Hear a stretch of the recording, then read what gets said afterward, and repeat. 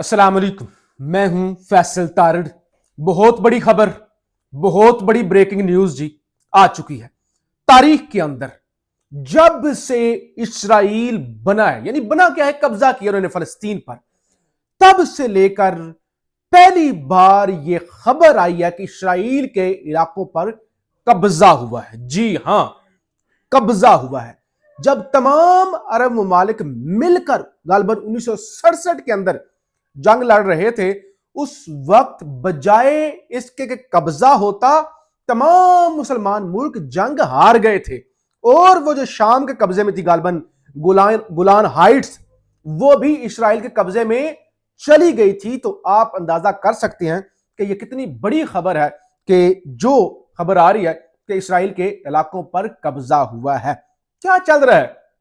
Iran के मुज़ाकरात, Iran पर हमले, डोनाल्ड ट्रंप की जानिब से क्या बयानात आ रहे हैं, क्या मुतज़ाद चीजें सामने आ रही हैं, वो सब कुछ इस वीलॉग के अंदर डिस्कस करना है। और सबसे अफसोसनाक खबर पाकिस्तान के हवाले से, आज पाकिस्तान के अंदर 17 हलाकतें अभी तक रिपोर्ट हो चुकी हैं।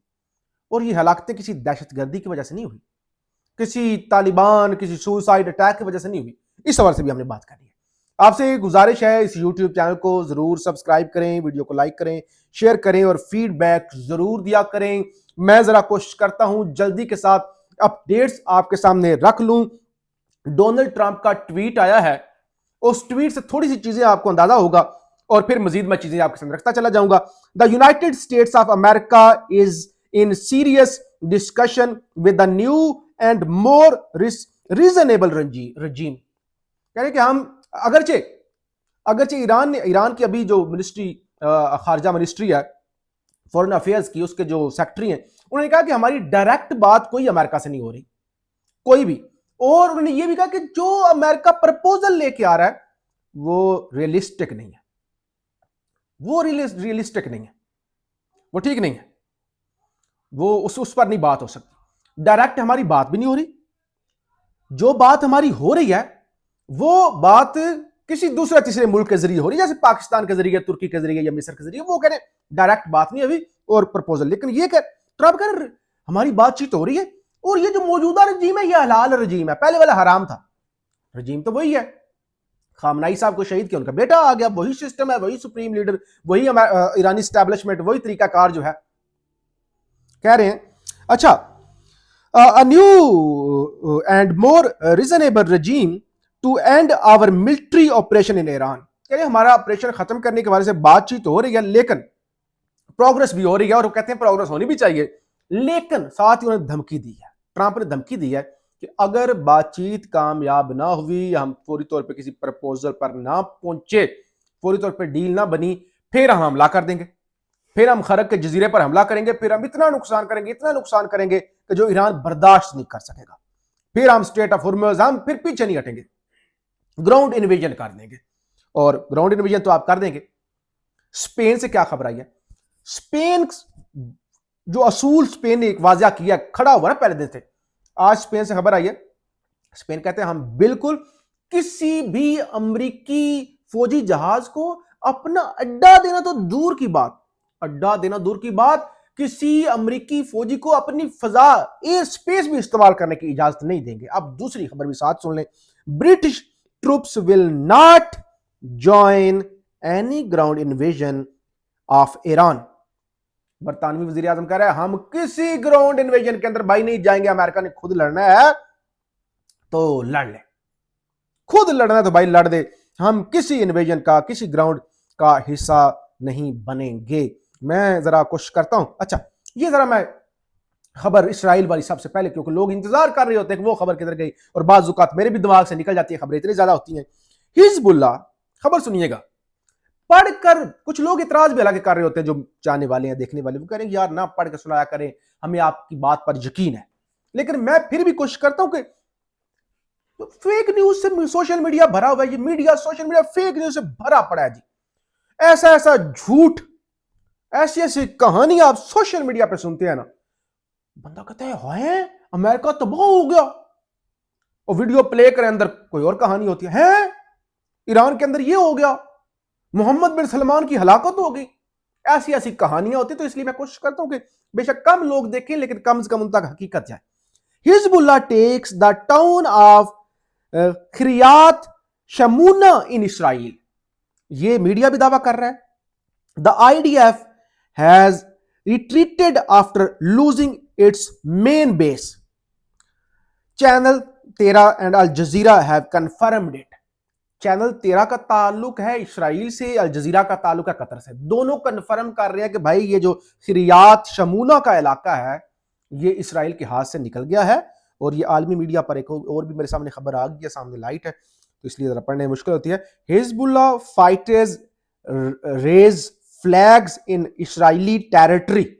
آپ بتائیں, یہ تاریخ کے اندر جناب پہلی دفعہ ہو چکا ہے.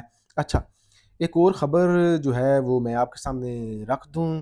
ایران نے پاسداران انقلاب نیوی کے commander rear admiral Ali Raza تنگسیری کی شہادت کی تصدیق کر دی ہے. اور یہ خبر میں نے تقریباً ایک ہفتہ آپ کے سامنے ایک ہفتہ پہلے میں یہ خبر آپ کو دے چکا ہوں.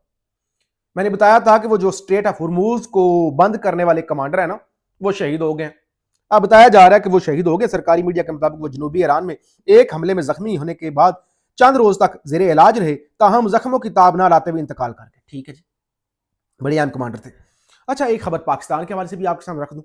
کچھ باقی چیزیں تو ظاہر ہے چلتی رہے گی. ساتھ ایران کے حوالے سے خیبر پختونخوا کے اندر بارشوں کے باعث گھروں کی چھتیں اور دیواریں گرنے سے اب تک 17 افراد جاں بحق اور 56 افراد زخمی ہوئے ہیں.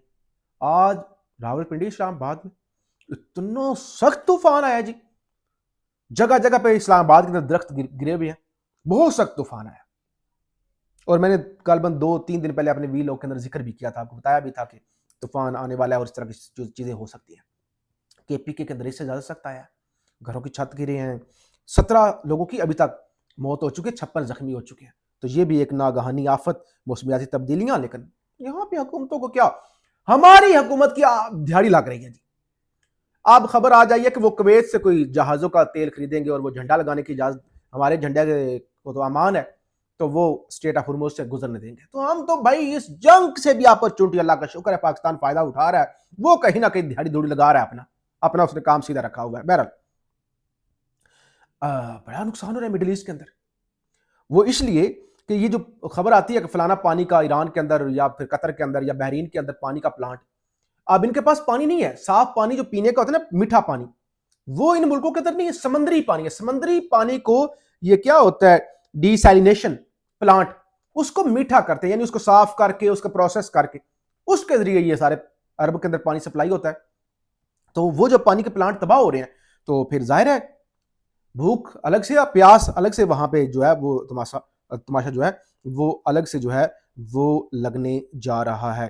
تو یہ جناب چیزیں ایک تو ہو گئی, بلکہ یہ خبر آ گئی میرے پاس نا, پاکستان نے کویت سے ڈیزل اور جیٹ فیول درآمد کرنے کا فیصلہ کیا ہے, جس کی سپلائی کویت پیٹرولیم کارپوریشن فراہم کرے گی. اطلاعات کے مطابق یہ ترسیل پاکستانی پرچم بردار جہازوں کے ذریعے ابنائے ہرموز سے کی جائے گی, جہاں ایران کی جانب سے خصوصی انتظام کے تحت پاکستانی جہازوں کو گزرنے کی اجازت جو ہے وہ ہے.